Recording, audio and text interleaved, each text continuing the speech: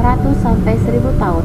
Bayangkan Anda sedang duduk di sebuah taman kota, suara kendaraan bersautan, asap kendaraan memenuhi udara, dan di antara hiruk-pikuk itu, seekor pipit kecil sedang mematuk remahan roti dari sampah plastik.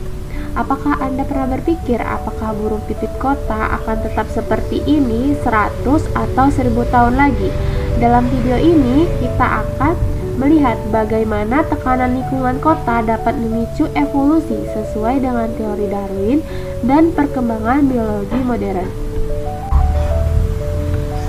Sebelum masuk ke masa depan pipit, kita perlu mengingat konsep dasar evolusi. Menurut Charles Darwin, evolusi terjadi melalui seleksi alam.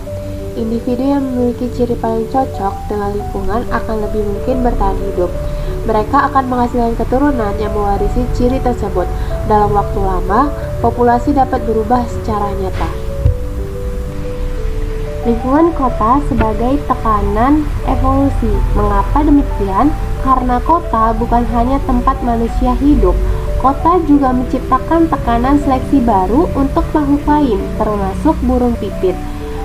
Pipit kota tidak lagi makan biji-bijian alami. Kini mereka makan remahan roti, nasi, mie instan, hingga potongan keripik. Makanan tinggi kalori tapi tidak alami ini mengubah kebutuhan fisiologis mereka. Hanya pipit yang mampu bertahan di lingkungan dengan polusi tinggi yang dapat hidup dan berkembang biak. Kemudian, predator baru seperti kucing, kendaraan cepat, dan manusia membuat hanya pipit yang lebih gesit dan responsif yang bertahan. Pipit kota harus beradaptasi, hidup di bangunan, kabel listrik, dan taman kecil yang penuh beton. Tekanan-tekanan ini menjadi pendorong lahirnya ciri-ciri baru dalam populasi pipit kota.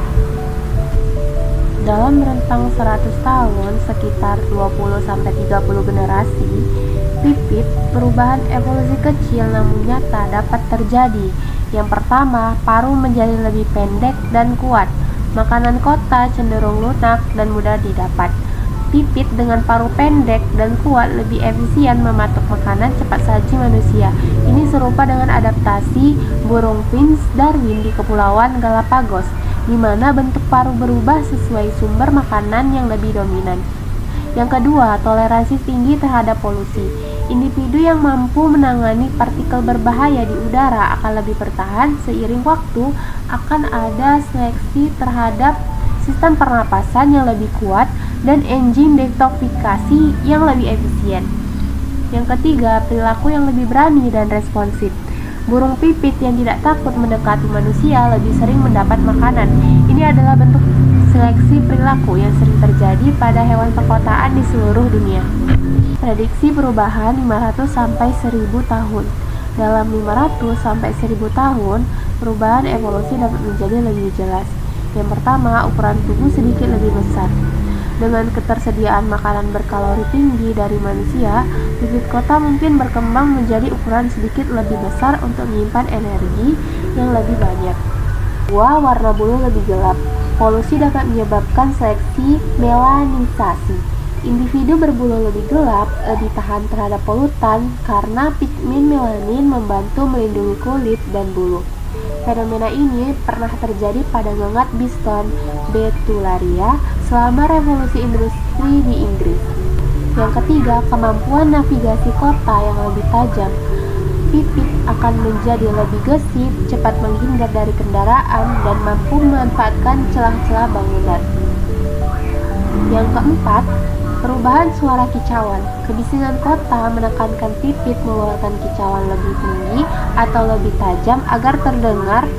Burung di kota-kota besar dunia sudah mulai menunjukkan perubahan ini dan dapat menjadi ciri permanen dalam jangka panjang. Masa depan pipit kota adalah hasil dari interaksi antara genetika, lingkungan, dan seleksi alam.